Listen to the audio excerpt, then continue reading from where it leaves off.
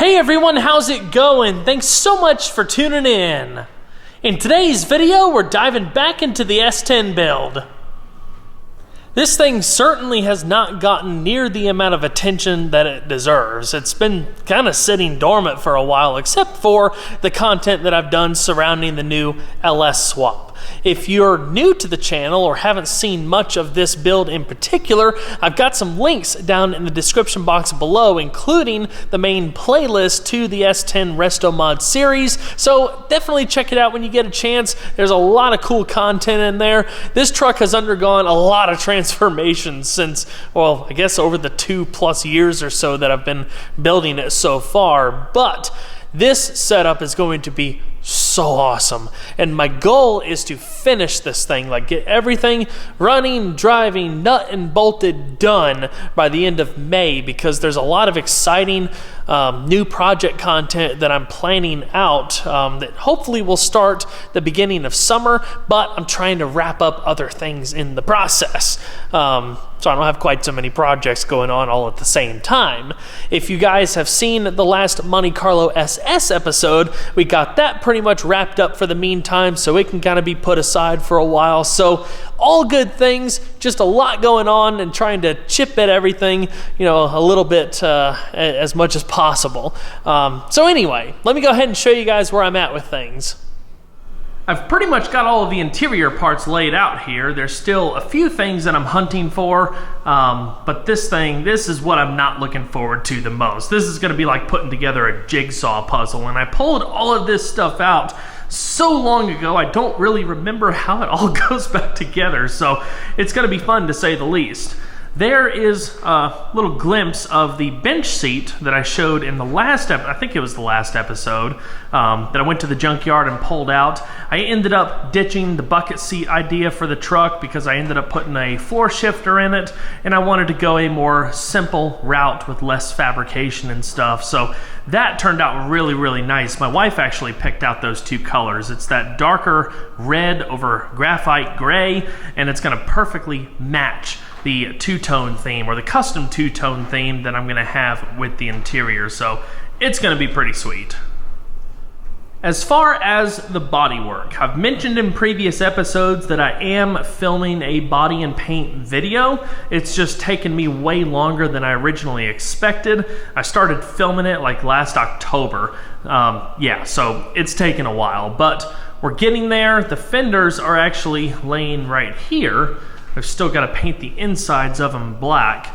But again, with the timeline that I'm wanting to get this truck finished up, we're keeping that in mind with getting all of the bodywork finished as well. So hopefully that video will be released sooner than later. Of course, I'll keep you guys updated. But in case you haven't seen or heard me talk about the new color theme, this truck was originally all red.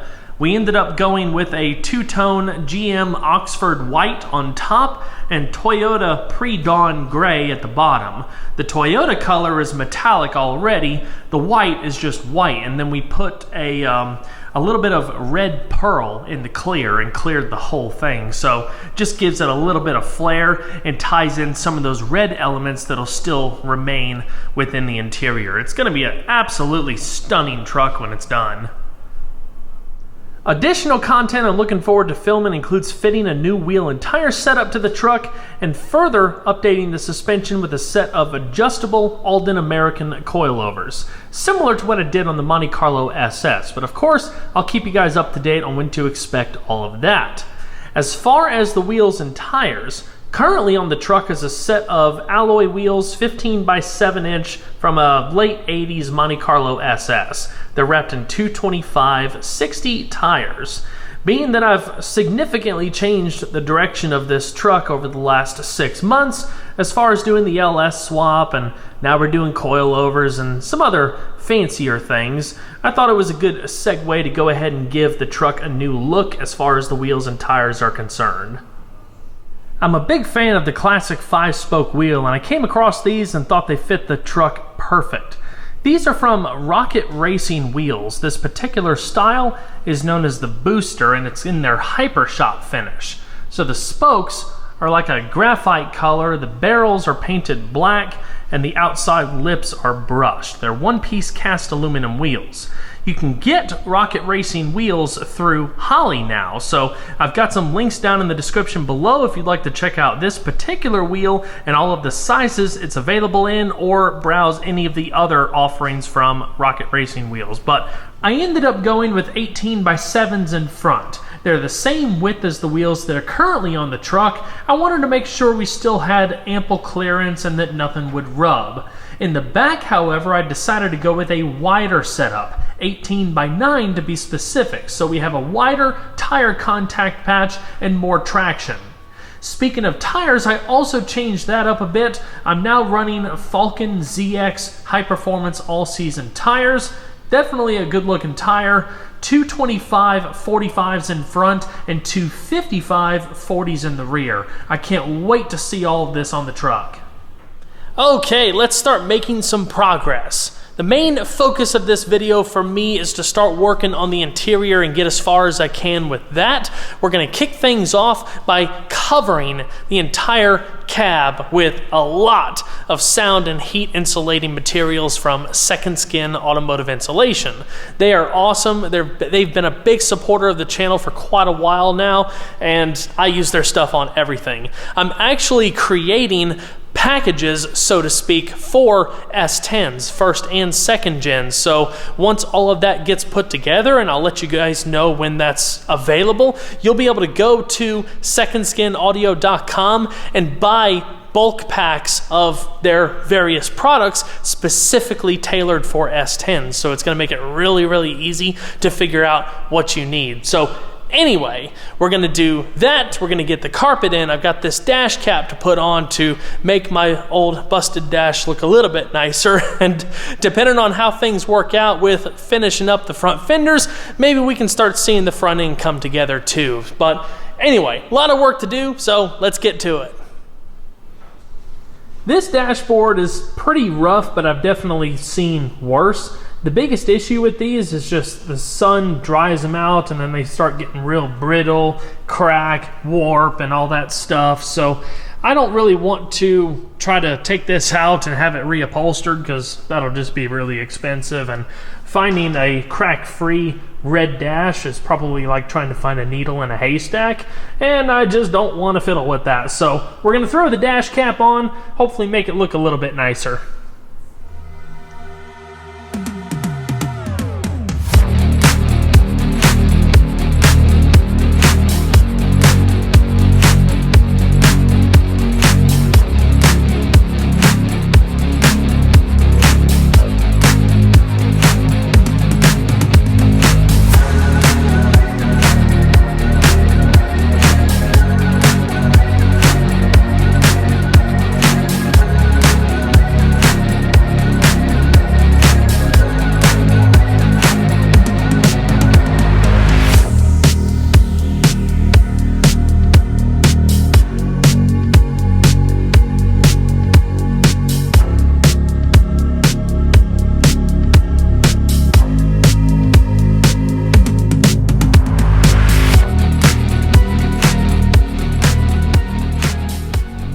Now we just need to let the silicone cure for about 24 hours or so.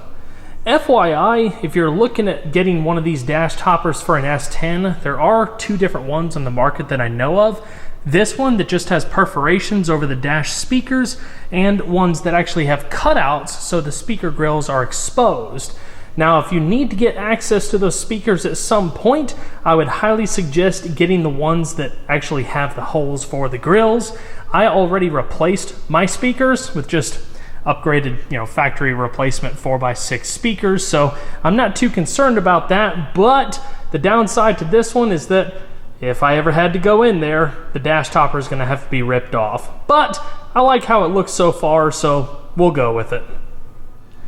Being that I'm putting a bench seat in a truck that originally came with bucket seats, there's some brackets that I need to cut out before I lay down all of the sound deadening material.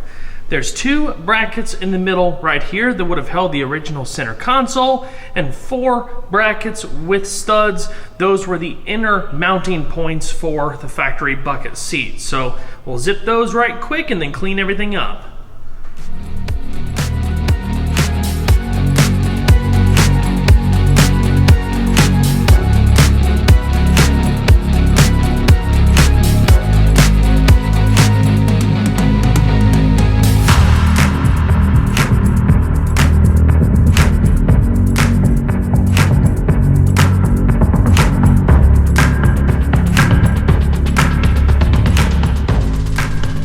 good.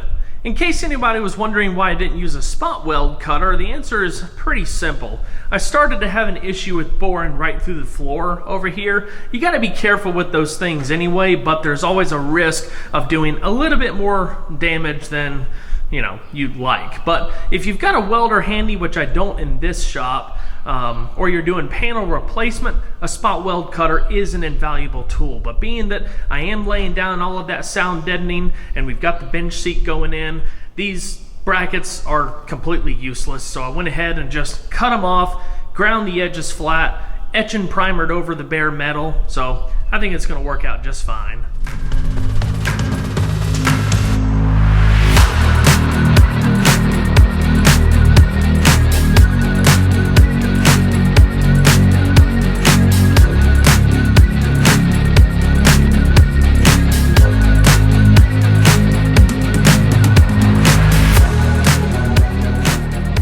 So the dash cap actually turned out pretty good. There's still some minor trimming that I need to do here and there, but overall it fit all right. So we'll see how it all really comes together once I reassemble the dashboard, but for now, let's go ahead and move on to doing all of the sound deadening.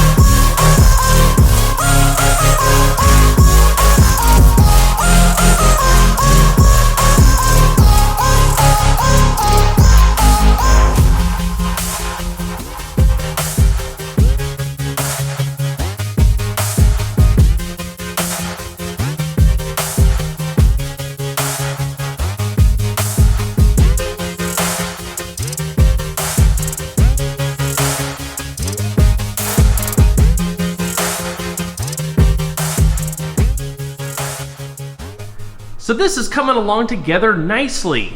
I'm not gonna lie, it's a very tedious process and you have to be careful because while the mats themselves are butyl, they are foil lined, so you wanna make sure you don't cut yourself. They have these little special roller tools to where once you get them patted down, you can get them like really set in place. The front floorboard is just about done. I still need to do some more rolling, and I'm laying out my mats for the back just so I kind of have an idea of where things need to go. The one downside with doing the deadening in this truck is that the floor pan has so many curves and hills and valleys and whatnot. It's just making it tricky figuring out what's gonna go where. I also did not order quite as much material, so I've got another order on the way so I can finish up the back of the cab and the roof. The biggest misconception that I get asked all the time, because I've been using this stuff for years, is that, oh, that looks just like roofing flash and you can just go to the hardware store and get you some of that. Absolutely not. Do not do that. They are completely different materials. The thing with roofing flashing is it outgasses, it melts, it falls off. So if you got all that in your door panels and your roof and all that, imagine that over time. And plus the fumes, you don't want to breathe all that stuff in. With the Damplifier, you have none of that. It's guaranteed never to melt, never to fall off, and never to outgas. It's a very, very high quality product that's made in America. And the Damplifier Pro in particular is 2 millimeters thick, which is twice as thick as the standard Damplifier. But what I also really like about Second Skin, and I promise this is not a sales pitch, this is just, car guy to car guys watching the video, they offer a lot of things to build upon this. Like if this is step 1 or their Spectrum liquid sound deadener is step 1, you can build upon it to take further advantage of insulating from noise, vibrations, and heat. So I've got a bunch of links down in the description box below for you guys to be able to check out their product catalog, and I'll let you know when that S10 pack goes live. While I wait on the rest of my Damplifier Pro to show up, I'm going to go ahead and get the new carpet test fitted. I've already unraveled it. As you can see, it's a good idea to let the new carpet sit out in the sun for 2-3 hours or so, just so it can kind of bake all of the wrinkles out of it, so to speak, and it'll be a little bit easier to work with. So this is when the interior is going to really start coming together. All of this looks really good. I've done the final rolling using a combination of a rubber roller and a wood roller. It's not quite as clean of an install as I would like, just because of all these crazy dips and stuff in the floor pan, but I like it. Once the rest of the product arrives, I'll be able to cover as much red as possible, so really looking forward to that.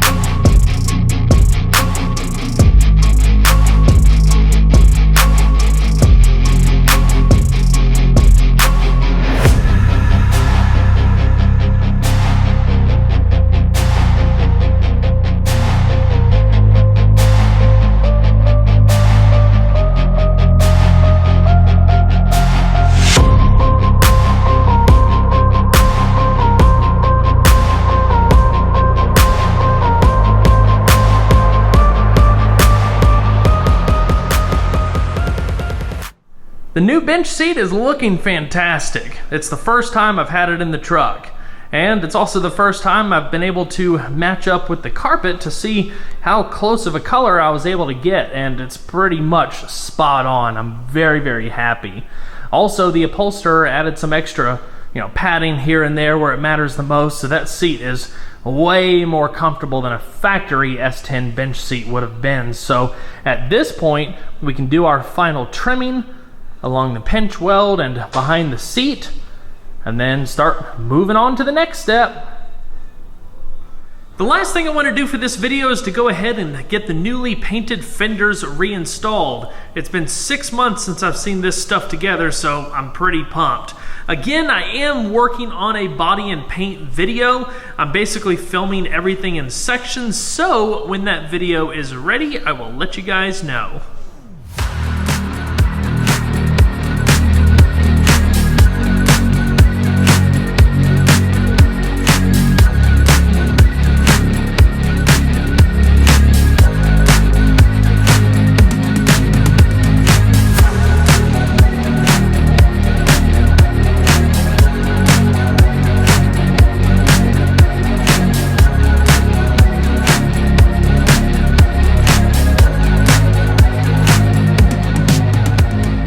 Now that's more like it. I still have to blow all this back apart one more time because I forgot to reinstall these water seals that go in the fenders, and I'm still missing a whole bunch of hardware, but it's really cool nonetheless to see all of this coming together. There are a couple other things that I ended up changing up for the front end just to give the truck a little bit of a different look. The first change up is the grille. I ended up converting to a newer first gen one-piece style grille, which was only offered between 91 and 93. To do it properly, you have to swap core supports, otherwise the headlights won't line up and whatnot, and you gotta do all sorts of other stuff. It's just really easy to go ahead and swap a core support. I pulled one off of one of my parts trucks, so it made the installation really, really easy. This particular grille is a Repop 93 model grill, which was my favorite style. It's all chrome with the black mesh inserts. I got a new old stock Chevy badge, so that came together very, very nice. The other change up is the radio antenna, which as you can see is no longer there. It would have originally mounted there, just cut a little piece of metal, welded in place, body worked over it, turned out really nice. It's a much, much cleaner look. I've also continued working on fine trimming the new carpet. I've got the side sills in place and it's all looking really nice.